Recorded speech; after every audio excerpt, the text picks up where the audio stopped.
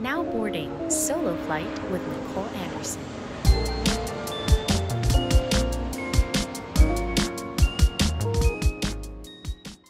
Hey guys, welcome to season 2 of Solo Flight Podcast. I can't believe we are saying that out loud. The weeks have flown by in a blink of an eye, and I can't believe we are here.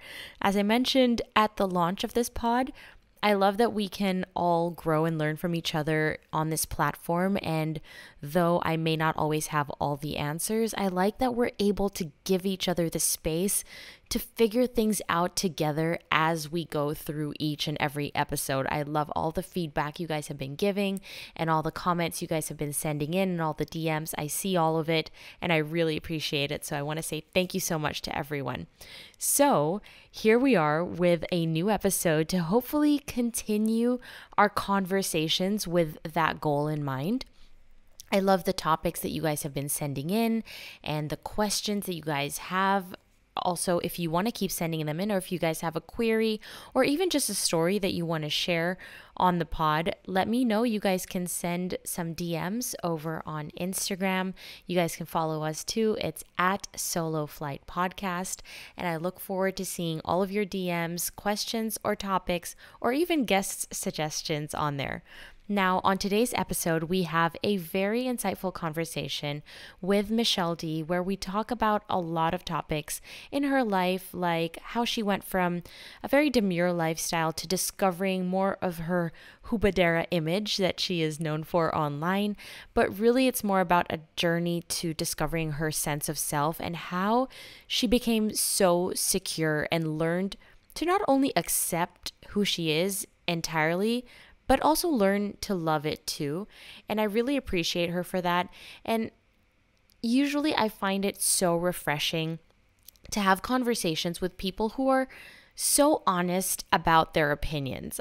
Nowadays, that's quite rare. I'm sure you guys would agree with me. And, you know, people who aren't afraid to speak their mind, and hopefully you guys will be able to walk away from this episode with a stronger sense of self, as I do whenever I get the chance to talk to her. I really enjoyed having her on the pod, but I'm going to stop yapping here because it is quite a long episode and there are a lot of funny stories and also a lot of insight that she shares. So I'm going to quit yapping.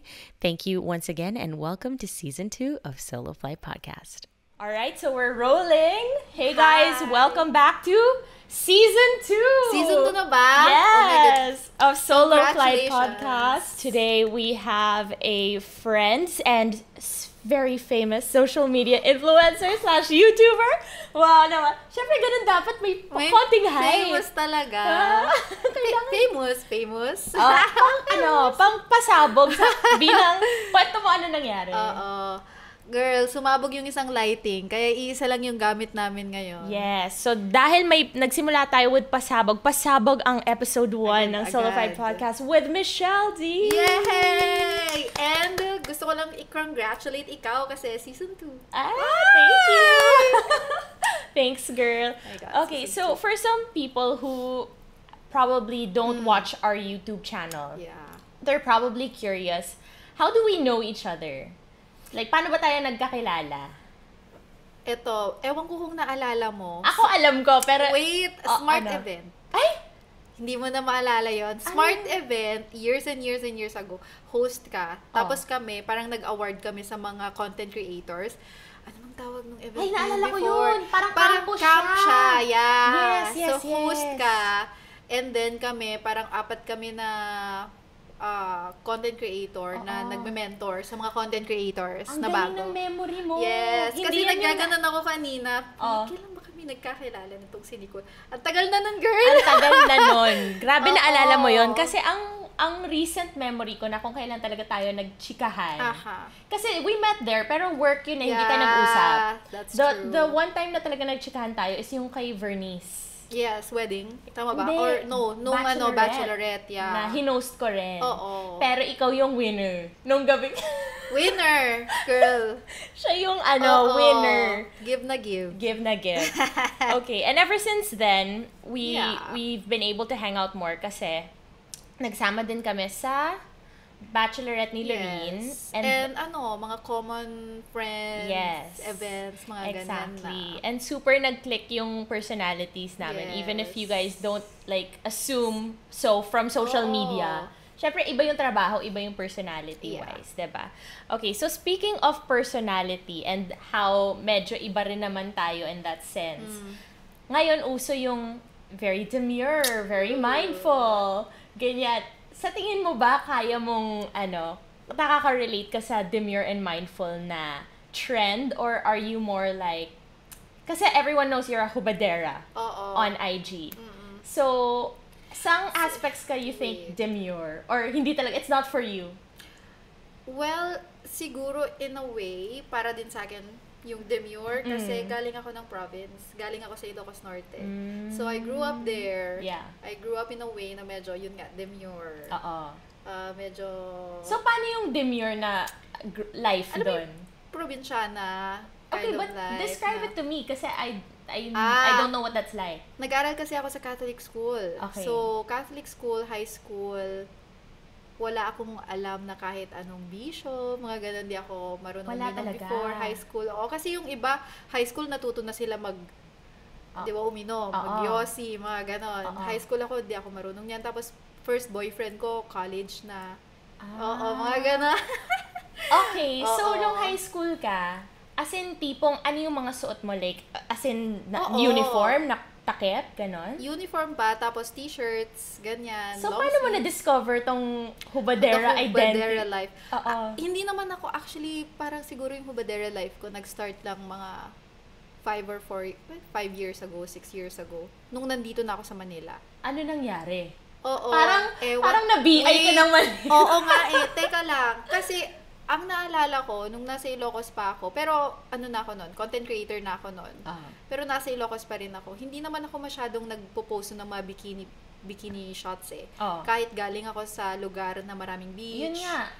Hindi ako kung kailan ka nag-city, doon ka nag-bikini. Siguro influence ng mga tao sa paligid mo, mga nakikita mo on social media, siguro ganun na rin. So parang, nag-post ako ng isang bikini, tapos it worked. You're like, ang ganda ko pala. Okay naman pala yung bikini sa akin. Bagay ko pala, sis. Tapos, ayun na. Ate, hindi na tumigil. Hala, naging naging personality ba yun? Naging personality ko na siya. Well, honestly, bagay naman kasi. Like, and I feel like, and I tell you this all the time, even when we're in Bali, because sexy ka naman talaga. So, I guess, all my titas used to tell me when I was younger, while you have it, flaunt it. Correct. Kasi, we won't have the same body until we're 80 naman, diba? Yeah. So, kailan mo ipapakita yan? Pag pag tita. Baka ako yun, girl.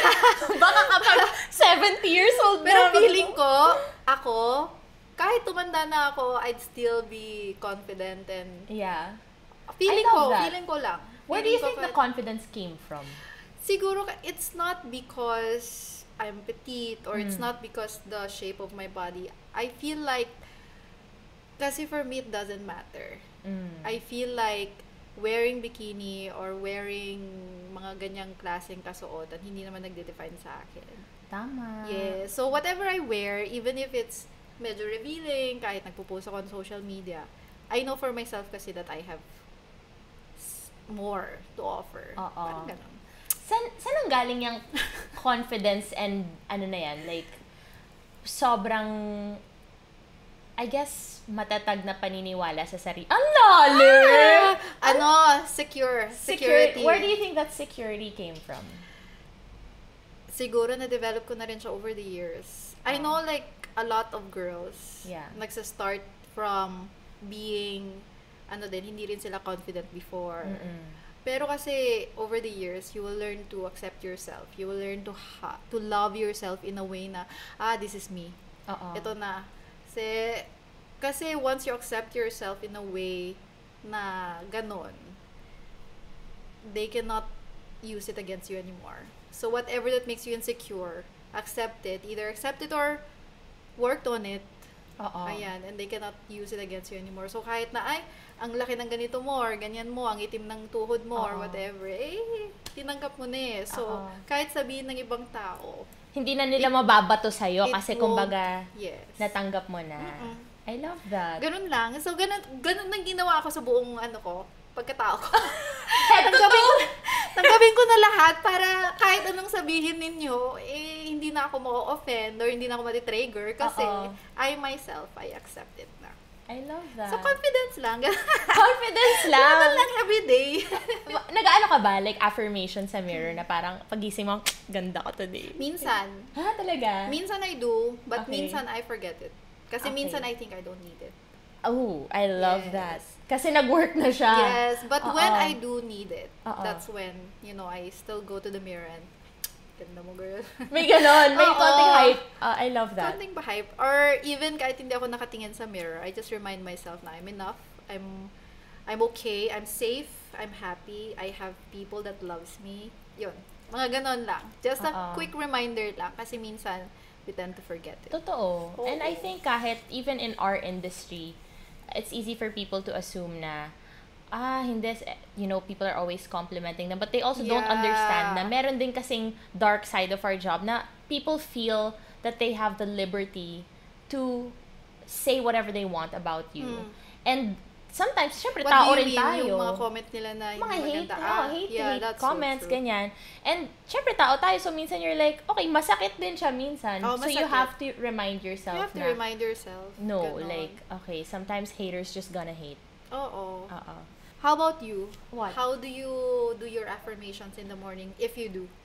I do also. Pero yung sa akin, it's more like, I either journal or I listen to guided meditations and affirmations. And then I just tell myself like, okay, I'm capable, I'm strong, and whatever challenges that come my way, I remind myself of the challenges that I've already done or gotten past in the past na, okay, kung kinaya ko yon, kaya ko to. Ganun yung True.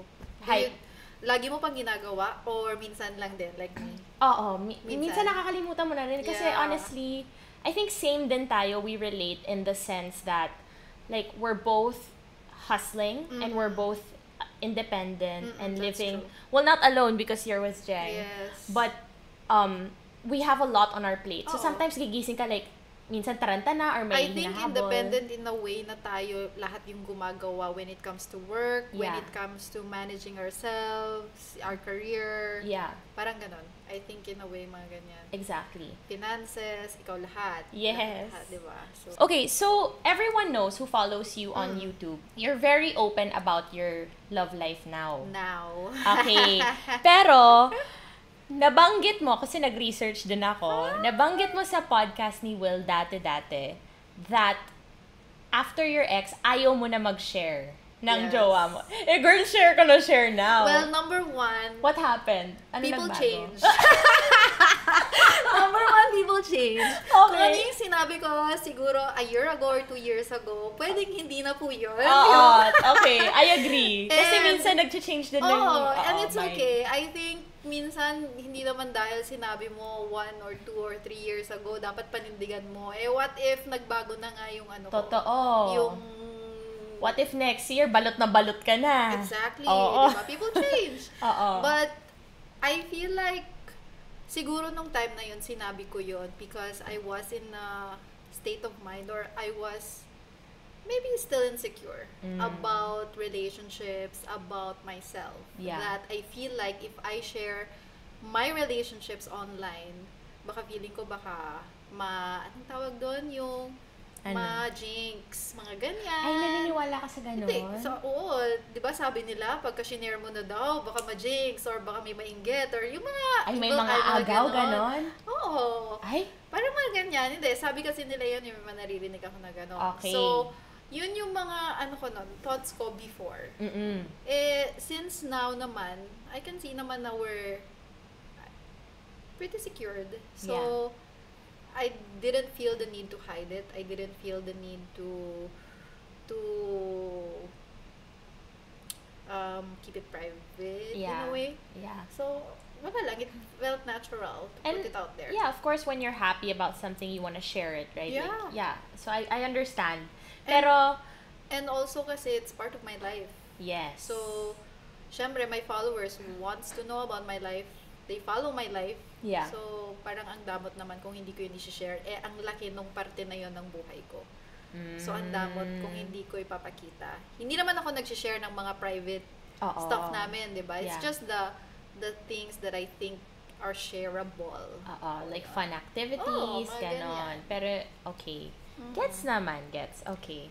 Wala ganun talaga. Bago tayo dumating dun sa happy area mo now, or where you're at now, I wanna take a step back and compare what was your dating life like in your 20s versus now.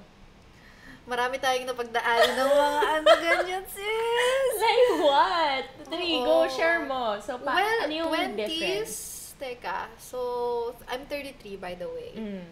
So, 20s, sobrang gulo. Ang dami ko ring mga ups and downs when it comes to dating. Really? Ate, like what? Like what? Girl, marami rin akong, kunyari, ano ngayon, akala mo kayo na, date, situationship lang pala, mga ganyan. Mga kopya-kopya din ako noon. Umaasa ako sa guy, ganyan. Really? Yes, ang dami rin. So, were you the type na na-attach ka kapag very parang emotional roller coaster or emotionally unavailable? That was before. So, paano nga? So, before kasi, since hindi ko pa noon, I think I haven't worked on myself yet. Mas na-attract ako sa guy pag yung on and off, mga ganyan. Yung medyo hindi ako pinapansin masyado, yung mga ganyan. Yung parang, ba't di ako pinapansin? Papatunayan ko yung mga ganon. What were your turn-ons before that are turn-offs for you now? Like meaning, like ganon. Kapag dinedma ka ng guy before, mas gusto mo. Ngayon, ayaw mo na. Ayaw ko. Okay. Turn on ko before, akala ko yung mga sobrang busy sa work. Ito, this would be siguro different from other girls. Turn on ko before, pag nakikita ko yung guy na sobrang, he has so many things going on with his life. Okay.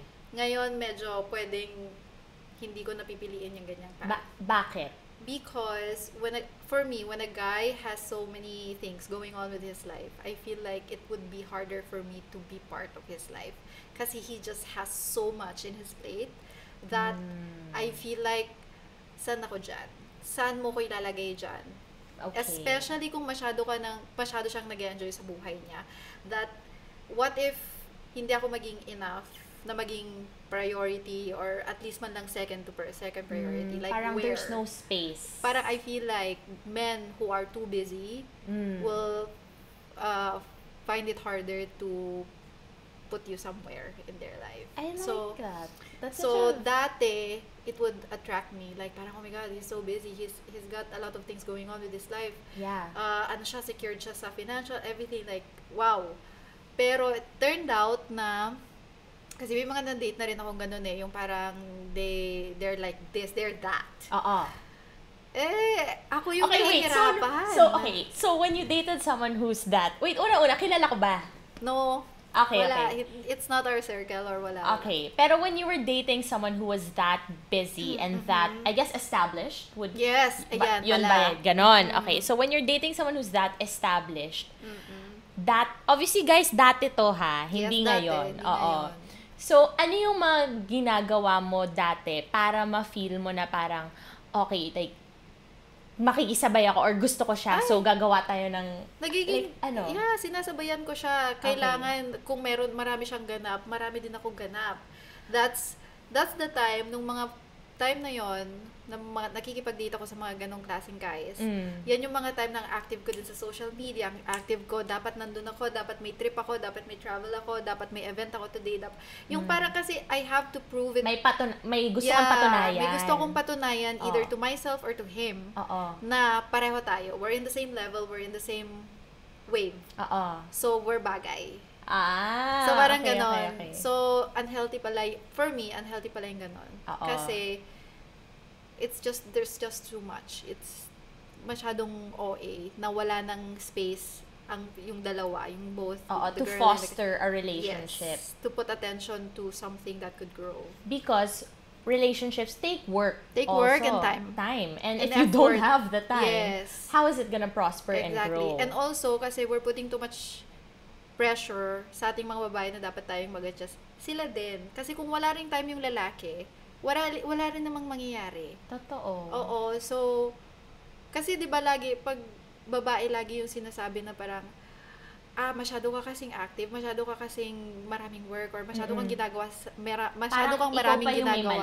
Oo, masyado kang maraming ginagawa sa life na nakakalimutan mo na yung love life mo. Hindi nga what if yung na-meet ko na guy, busy din siya. Oo. So kahit nasa bahay ka lang, kung hindi ka rin naman niya makita. Exactly. Oo. So, it has to be parang pareho kayo na at least medyo kalmado lang para may time kayo na mag-develop ng isang relationship. Yeah. I like that. I think it sounds like it took time for you to have like a moment, I guess, of solitude, or like take a step back to realize na actually this isn't for me. Yes. Because it works for some people It doesn't necessarily mean na ganung lalaki can never date anyone. It's not about that. It's eto yung para sa akin. Yeah. Hindi ko siya, it's not a match, it's not a fit, and that's okay. And that's okay. Kasi iba-iba naman tayo. I'm pretty sure a lot of girls there, they would prefer yung mga talagang go lang. Yes. Active. They would prefer their partners to be super busy and alphas, mga ganyan. Yeah. But me, okay lang sa akin. Yung kalmado lang. Okay. Hindi naman yung wala ding ginagawa. Hindi naman yung sobrang busy. Work-life balance. Yes, work-life balance. Okay. Bakit? Nakatan ka na ba before na hindi mo alam na nagtatas? May trauma na. May trauma na kayo alam ko na yan. Kaya inuunahan mo Oo, inuunahan ko na. Okay, so dun sa mga nakikinig, she's asking kasi nagka-cut kami every 15 minutes kasi naputulan na ako before. Hindi na kuryente na. ng SD card. Ng SD card. Kaya sabi ko sa kanya, bumili siya ng SD card na malaki, yung medyo pang pro, ganyan. Okay, noted. Guys, kung alam nyo kung ano yun, send nyo sa DMs ko or i-comment nyo para ma-avail ko siya.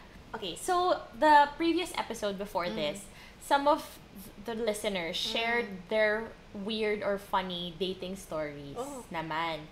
So ikaw, what was like one of the worst dates you've been on? And what happened? Meron na ba? Wait. Let me recall kung meron na akong weird or funny or date? Something. I think I asked you this in Bali also Wait lang. May nakwento na ba ako? Baka ngayon hindi ko maalala, pero baka for sure may nakwento na ba ako na failed or weird? Or date na hindi na, at least man lang date na hindi na naulit yung date ko sa guy na yon. O in fairness naman, yung mga naalala ko is in fairness naman, okay naman yung mga naging dates namin. Tapos third, fourth date naman ako sa mga guys. Yes. Okay, in fair. Wala pa naman akong memory na parang isang beses ko lang siya na date. Tapos talagang nag-no na ako. In fair. Talaga? Swerte mo. Swerte ba? Swerte mo. Okay, ikaw, may naalala ka ba?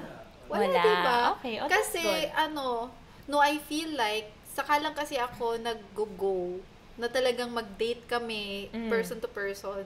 Pag medyo nakilala ko siya ng medyo kahit paano. Paano mo kinikilala muna? Tinitext ko. Nagtatanong ako, text muna. Text. Maraming text, or call. So, ano ang usual screening process mo before? So, like, ano yung mga tinatanong mo? You're like, ano trabaho mo? Mahilig ako magtanong sa mga guys ng daily routine. Anong daily routine mo? Mga ganyan. Ayan. Like, so, that's something the listeners can do. Okay. Parang, how is it like? Like, kasi ako, kung ka-text ko yung guy, like, let's say, I wanna get to know him. I want to be, yung parang, totoong ka-text ko siya na lagi ko siyang ka-text. Okay. Kasi, in the morning, or afternoon, or nighttime. Kasi gusto kong mas makilala siya in a way na talagang nagko-conversate kami. What if kunwari busy siya? Like, kunwari nasa office siya, hindi ka niya di pag nagbe-busy siya, hindi okay sa akin yun. Yes. So, kailangan reply agad. Hindi naman reply agad. Pero, kung halata ko na it takes 4 hours, Okay. Tapos, hindi siya magre-reply sa akin. I mean, minsan siguro 1, 2, 3 times, okay, fine, I'll let it slide. Pero kung ganun yung magiging dynamic ng conversations namin, you'll lose interest also. I will lose interest and siguro mas bibigyan ko ng attention yung isang ka-text ko. Or if I am dating someone else. Like, kumbaga, kung pareho, kunwari, dalawa sila. Yeah. And then, mas active yung isa or mas, you can see that the other guy is making more of an effort. Makes sense naman na, ba't ako dito? Kasi eto, umi-effort. Yes. Okay, I get that. That makes sense naman. Oo, kasi I feel like ito na nga lang yung bare minimum na pwede mong gawin to get my attention. Text na nga lang. Text na nga lang, hindi mo pa magawa. 4 hours, 3 hours mo kung paghihintayin. Of course not. I'll go to the next one. I love it. Yeah. I think that comes with your confidence and the security also na, ayaw mo. Ayaw okay, mo ba? Ang daming iba dyan. Mabagal ka mag-text. Mabagal mo mag-text. Next. Bare minimum na lang yan, It's not even a big na yun, requirement. Actually, hindi na nga mahirap mag-text. Kasi, kaya nilang mag-text. Or they can say, wait, I'll be busy for the next 4 hours. I'll text you. And then, if, tinutupad nila yung sasabihin nila na I'll text you after my work or whatever, and they do that, plus point sa akin yun. Kasi you can see na may may isang salita. Yes. Ako plus rin, points. turn on Gusto din ko sa akin yan, yun na kapag maayos kang kausap. Kapag yung mga lagi may palusot, like, sorry, got busy. Bye. Sorry. Natuto na tayo dyan, girl. Busy ka? Mas busy Mas ako. busy ako. Next. Kaya, next agad. Okay. So, dapat ganun din, girls. Kasi also, at the end of the day, it's parang you're setting the standard of what behavior you want to accept. Yes. Right? So, and sa mga guys, talagang sila dyan, kala mo lang hindi nila napapansin kung ano yung mga pinapaslide mo. They do. Alam nila, yes, of course, they're aware kung ano yung pinagbibigyan mo at hindi. Now, kung pinagbigyan mo tong behavior na to, uulitin nila yan. Okay, noted. So, now that you're with your boyfriend and you are very open naman about your relationship online and everyone can see that you're super happy. Oh, yeah. When we were in Bali, nung nagka one-on-one tayo dun sa coffee shop, kwento mo sa akin na, sabi ko, how did you guys meet? Ganyan, kwento mo. Tapos sabi mo, actually, na-manifest ko siya. Kwento mo sa kanila kung paano mo nagawa yun. Okay, so before ko kasi na-meet yung boyfriend ko ngayon, is that time, I was in a stage of my life na okay lang sa akin kung may relationship, okay na lang din kung wala. Kasi, that was me in Bali, remember? Kasi nga, ang daming beses ko na na-disappoint. Puro fail, lahat yung mga nakaka-date ko. So, dumating na ako sa point na, you know what? Kung wala. Wag na lang. Okay. Tapos, so chill ako. Kumbaga yung life ko was chill. I'm not looking. I'm also not rejecting anyone. It's like, okay. So you weren't anti-boys naman? I'm not anti naman. I was not anti. I also wasn't naman chasing. So, ewan ko kung this was one of the reason. Pero parang siguro a week or two before I met my boyfriend now, is may isa kong friend na nagsabi sa akin na make a list. Ilagay mo dun sa list lahat, specific, lahat ng gusto mo. Tapos siguro, syempre before, hindi naman ako naniniwala. But I still did. Kumaga sabi ko, wala namang mawawala. So, paano mo ginawa yung list? So, in my journal, since that time nag-journal na din ako. Okay. So, random night, list, as in, para kang nag-list ng grocery. Like, okay, example. Hindi mo naman kailangan i-share yung mga heavy hitters. Pero yung mga small examples lang na dapat ganito siya. Isa sa mga nilagay ko na sobrang importante sa akin is, I think nilagay ko na parang family-oriented. Yan, isa yan. Tapos God-fearing, of course. Okay. Mga ganyan. Tapos, lahat na ng mga specific, like honest, mga ganyan, doesn't cheat, mga ganyan na. Tapos, has a regular job. So, ganun ka-specific Ganun ka-specific to the point na pati yung either blue or gray eyes. Talaga? Yes, I did. Sinulat mo? Yes, pati height. Sinabi ko, 6 or above or 5 something or above. I was so specific. Super. So, nung sinulat mo yun, may sinindi ka bang kandila? Wala. May ginawa ka ba? It was a random night na siguro before I slept. Parang sabi ko lang, okay, universe, so these are the specifications of who I want in my life. So, kumbaga, universe, ikaw na bahala. Oo. Basta ito lang yung gusto ko. Bahala ka na kung may ibibigay ka ba or wala. Basta ito lang. Girl, umabot sa 120. Yung list? Pero yung iba kasi paulit-ulit na. Kumbaga, kunyari, God-fearing, tapos meron pang isa doon na pwede namang pumasok sana sa... Pero hindi talaga ako nagpreno. As in, wala kung ano yung... Maisip mo. Maisip ko, ilalagay ko na lahat dyan. 120. Ang dami, 120. Okay, It's so crazy. nung It sounds na-meet crazy, mo, but... yung boyfriend mo, binalikan mo ba yung list tapos sinabi mo, teka? Hindi ko binalikan yung list. Pero ang naalala ko, kasi the first time that I ever saw him, syempre ang una mong titignan yung mata, diba? Kahit sinong tao. Pagtingin ko kasi sa ganyan-ganon, ang unang-unang bumulong sa isip ko was, universe, ito na ba yun? Hindi nga. Oo. Siya na ba yun? Ganon? Oo. Okay. As in, yun yung pinaka first word na sinabi ko, hindi yung parang, oh my God, or something cute, hindi. Parang, is this it? Parang, universe siya ba to? Okay. Ganon. Yun agad yung because he has the lightest, bluest eyes I've ever seen.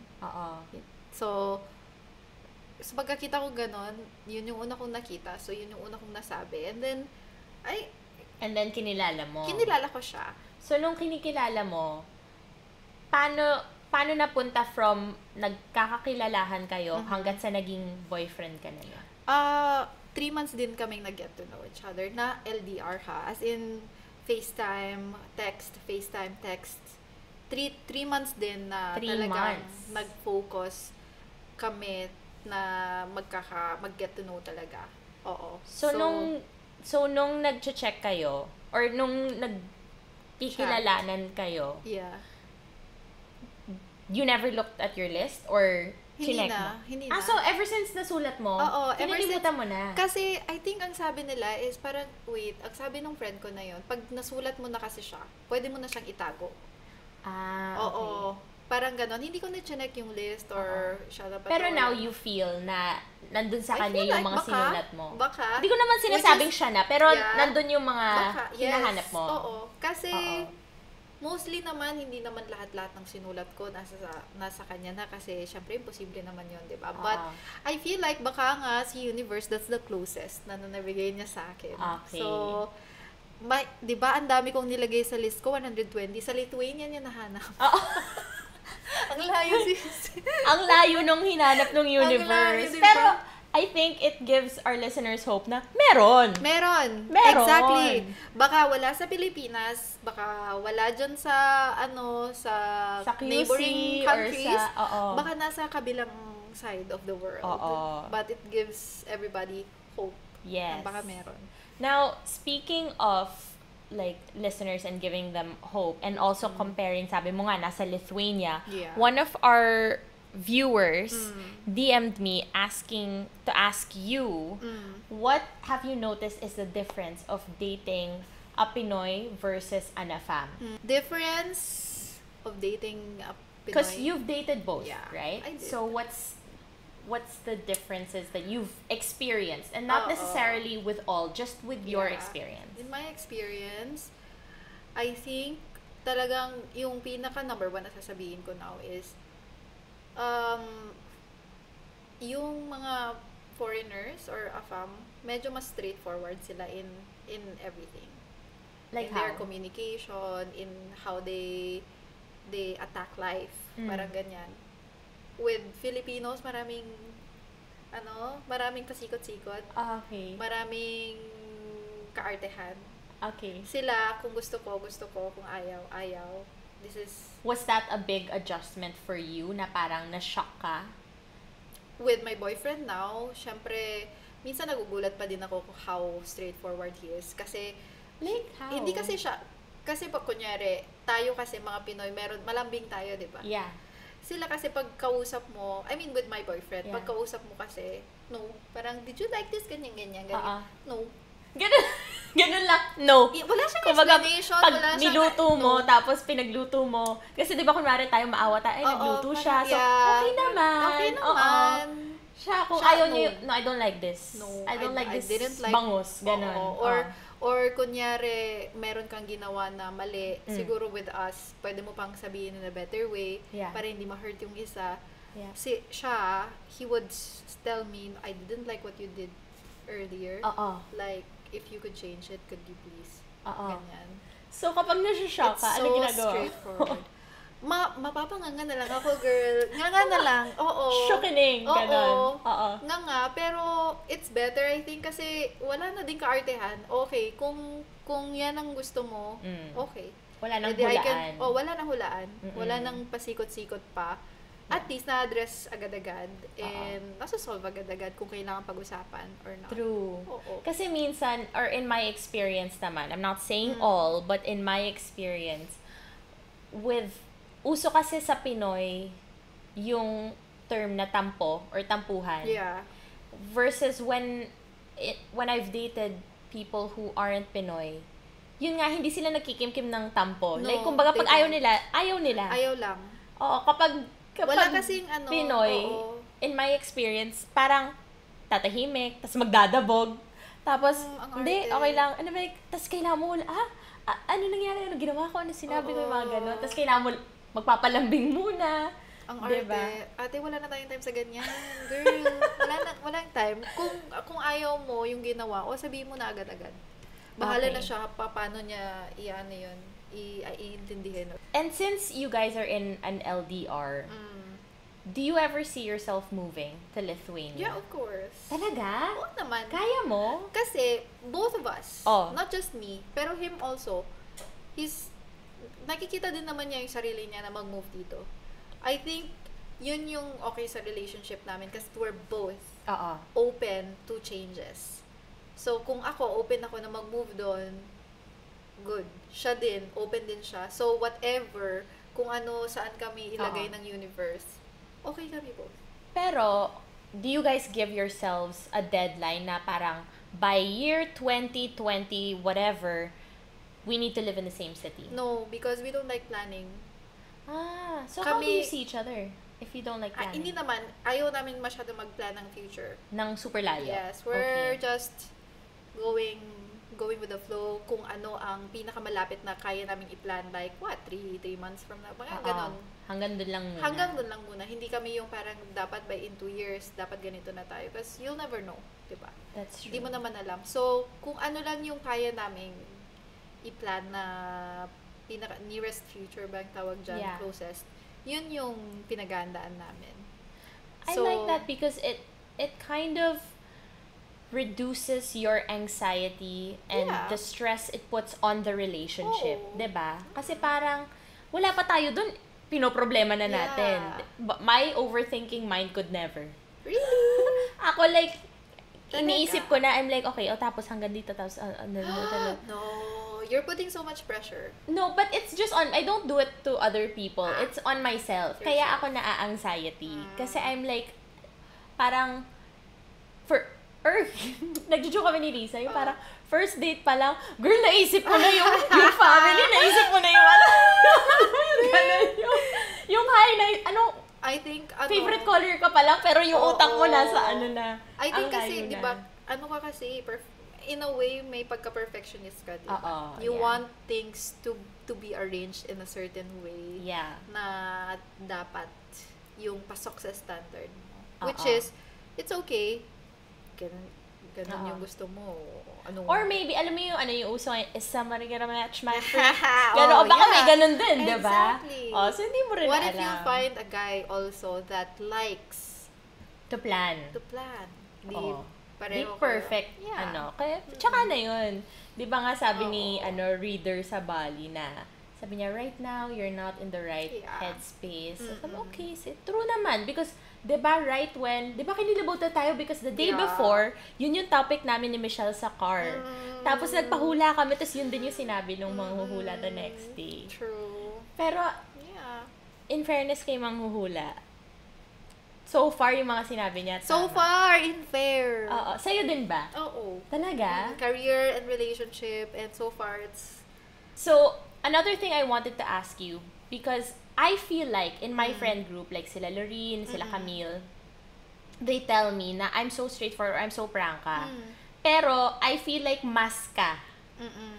And, for me, I love it. Kasi nga, di ba, parang tayo, walang hulaan yung parang, ay, ayoko kumain yan. Or hindi ko gusto yan. Or girl, di ako pwede today. Oo, ganon. Oo, siguro may mga times lang siguro na hindi ko maprangka ang isang tao pagka siguro hindi rin ako sure kung anong isasagot ko. So, I'd go with what's mas convenient at that moment. Pero, as much as I can, I would tell, I can't. Or no.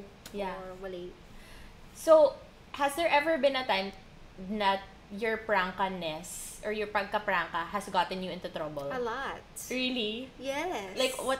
Give an example. What happened? Siguro, well, this is in online life. Yeah. Syempre, maraming beses na rin ako na-bash. Okay. Ng bonggang-bongga. Before pa, kung i-review natin ang history ko sa internet, sobrang maraming beses na ako na-bash dahil sa mga kung ano-ano mga sinasabi ko on the internet. A lot. And then, now, pagka-prank ka, did I get into trouble? As in, like, kunwari, I don't know, let's say you're at an event, tapos sinabi mo, girl, ang tsaka sa suot mo. Or what? Wala pa. O, may difference. Wait. What? Hindi ba may difference ang prangka at saka taklesa? Yes. Ano ba difference? Tactless kasi, diba? Tactless is tactless. So, prangka is just honest. Prangka is honest. Okay. Kasi so, you won't naman say like everything you're thinking. Pwede ka naman maging prangka in a way na kasi mabuting ang tao na pwede mong sabihin to in a way na prangka lang yung pagkasabi mo. Taklesa kasi may kasamang attitude. Diba? Tactless is may kasamang insult. Tama. So, wait, saan ba tayo napapa-trouble? Being a tactless or being a prangka? Kasi anyone can be prangka. And it's okay kasi wala namang masama doon sa sinabi nila. Pero pag taklesa ka, yun yung may insult na kasama. Yun yung pangit. I like Did you ever become tactless? Yeah. I'm sure. I'm sure, no. Pero mas bata pa tayo nun. Younger. Or especially like, kunwari kapag, oh my gosh, kapag nalasing. Tapos yung wala nang filter, nagsasalita na lang. I think we are all prangka, but I think na-over na natin yung tactless time natin. Parang yun. True. I think yun yung difference. But I think for me and maybe not everyone appreciates it, but me, I appreciate it and I like that in people because kumbaga hindi na, yun same with dating, with friends also, na hindi ka na mag-guess na parang, baka secretly she's just saying yes kasi she feels pressured or alam mo yung ganon, yung parang kapag tinanong mo si Michelle, pag sabi no, o di okay, move on. Yun lang. Tsaka kasi, which is natutunan ko na rin, pagka kasi yung mga taong mas prangka, yun yung mga mas totoo. Minsan. Kasi sila yung mga walang tinatago. Kasi I'm pretty sure, lahat naman tayo may tinatagong kulo Pero minsan lang, mas mahina lang tayo magtago. Kaya, nakikita agad. Ay, totoo yan. Yes. Kasi, yun din yung sinasabi ko sa friends ko, yung parang, unang-una, wala naman kasing perfect na tao. Walang perfect na tao. Wala talaga. So, kapag meron tayong nakakasama na parang sobrang pag-good girl or whatever, I'm like, I trust. Yes! Ako din. Something dito, no? Kasi imposible. Pero, pagka, kunyari naman, pagka may tao kang mamimit na, sige, medyo yung ugali niya. Medyo may something, may yes and no yung ugali niya. Ako may appreciate ko pa yun. Kasi at least pinapakita niya yung black and white niya, something like that. Yung two-face niya. Yes. Kumbaga parang, like, ganun, tanggap din niya, eto ako Yes, diba? Exactly. So, Yeah. Actually, for me, even if, let's say, with guys, not that I'm saying game ako to date them, pero na-appreciate ko pag honest sila na F-boy sila. Because I'm like, at least aminado ka. At least aminado ka. Oo. And kung ayaw ko man ng F-boy, at least may iwasan na kita. Tama. Wala, mas matakot kayo. Oo, mas matatakot ka pag mabait yung na-meet mo, tapos biglang after 6 months, kung kailan ka na-fall, dun ka iiwan. I'm the same. I think that's why also kaya tayo nagka-wavelength. Kasi nga parang... Kasi with Nicole, ganyan din siya. What you see is what you get. Yeah. Yun na nga. Okay, so, may nag-message sa atin, may tanong siya. Babasahin ko yung situation. Tapos, figure out natin kung paano ba natin siya tutulungan. Kung kaya. Okay, so ito yung sabi ito yung sabi ni listener. Hi, I'm hoping you can give me some advice.